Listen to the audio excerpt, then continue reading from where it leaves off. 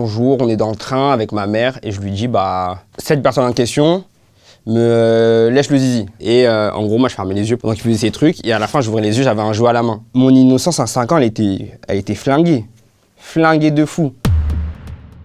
Ranel, 23 ans, je fais du son. Je sais que j'étais qu'un gosse, mais pourtant je m'en veux. Ce moment m'intoxe encore. Ce vieux chanceux est resté silencieux. 219, ça raconte une histoire, mon histoire, de mes 2 à 4 ans, d'un pédocriminel qui a abusé de moi. Moi, ce qui m'est arrivé, c'est que ma mère, elle travaillait comme fille au père chez un richissime vieillard de mes 2 à 4 ans. Donc tous les week-ends, on dormait là-bas quand on travaillait. Il a réussi à m'avoir, je montais dans son grenier. Il s'est passé ce qui s'est passé, quoi. Lui, il me faisait une fellation. Moi, je fermais les yeux pendant qu'il faisait ses trucs. Et à la fin, j'ouvrais les yeux, j'avais un jouet à la main. Et du coup, je me rendais pas compte de ce que c'était, quoi. Un jour, on est dans le train avec ma mère et je lui dis, bah, cette personne en question me lèche le zizi avec mes mots d'enfant. Et tout le monde regarde ma mère. Parce que je lui ai dit ça de façon, comme si je disais, je veux des bonbons, quoi. À partir de là, j'en ai plus jamais parlé à ma mère. Parce que je pense qu'elle aussi, en tant que parent africain qui arrive en France, elle a dû avoir ce sentiment de honte. Derrière, elle n'a pas eu de plainte parce qu'elle avait peur des répercussions derrière elle. En tant que fils d'une maman quinf qui a peur des choses, on m'a toujours appris à grandir dans la crainte, rester dans son coin, ne pas parler. À force d'avoir cette philosophie de vie, bah, à partir de tes 15 ans, 16 ans, t'es plus... ouais, c'est la vie, tu vois. Donc, ce qui fait que pour moi, porter plainte, ça servait à rien. Ouais, ça servait à rien. Il n'y a pas, après 10 ans, je pense que lui, il était déjà assez vieux, je ne sais pas s'il vit toujours. Aussi, je n'ai pas envie que si je le dis, sa famille se dissout, etc. etc. Donc non, ça m'est pas passé par le crâne de porter plainte. Carrément, j'ai de l'empathie pour cette personne, quoi. Tous les matins, à un moment, quand je me levais, ou même dans mes rêves, pendant ouais, quasiment un an, j'avais le bruit de l'escalier, le grenier. En fait, j'avais une pièce, je savais que c'était ça, et j'en rêvais tous les jours. Dès que j'étais seul, je pensais à ça. Ce qui a amené aussi à répondre à mes questions, à cette question-là, pourquoi j'y pense tous les jours. Et en fait, j'avais une haine de fou. Moi qui suis croyant, je disais, mais en fait, Dieu peut pas faire ça.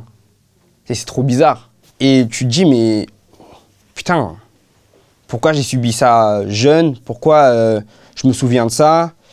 Pourquoi à 8 ans, 7 ans, j'ai l'impression d'être pas compris, je pense comme un vieux. Mon innocence à 5 ans, elle était flinguée. Flinguée de fou. Genre, c'est un truc que j'ai jamais dit, mais à partir de mes 5 ans, j'ai jamais plus pensé comme un enfant, genre. Si, je me suis amusé comme un enfant, mais quand j'étais seul, je pensais plus comme un enfant. J'étais en mode, voilà, la vie, quoi. La vie, elle est dure. Je me rappelle, la première fois que j'en ai parlé, c'était, je sais plus, c'était avec un groupe de potos, et en fait, je me suis confié. Et ça m'a fait quelque chose, tu vois. Ça m'a fait, waouh, en fait, ça fait trop du bien d'en parler. J'ai pas eu besoin de rechercher ailleurs. J'ai pas eu aussi cette éducation de parler en dehors de notre entourage. Chercher de l'aide extérieure, même si c'est une bonne solution pour certains. Clairement, ça m'accompagne toute ma vie, jusqu'à ce que j'écrive le son.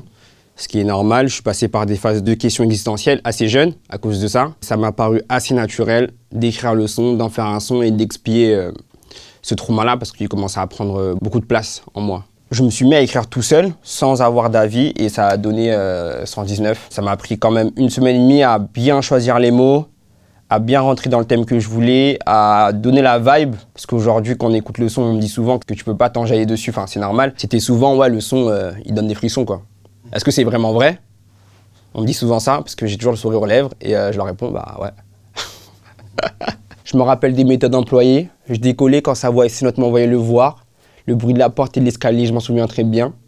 Une salle tout bien qui contient des coffres, des outils pour dépareiller les choses, une vitre sur le toit, sous le regard de Dieu, tout se passait. En fait, les gens sont mal à l'aise, tu vois, même j'en rigole aujourd'hui. Les gens ils sont un peu en mode « Ah, on rigole, mais fais attention, tu vois ». Ça doit pas être un sujet tabou d'être victime de pédocriminalité, mais on doit faire aussi prendre conscience que ça arrive plus souvent qu'on ne le dit. Ça arrive beaucoup, beaucoup plus souvent. Il y a même des gens qui ne savent pas qu'ils ont été victimes de pédophilie. Et aujourd'hui, on manque de ça un peu. On manque de partager les choses, partager les traumas, même si ça fait mal. Ce son-là est pour dire que je suis en paix avec moi et avec ce sujet-là. Je suis content du fait que beaucoup de gens ont partagé leurs témoignages. Carrément, je ne m'attendais pas à être un psy à travers les réseaux. Je ne pense pas que ça va révolutionner quelque chose.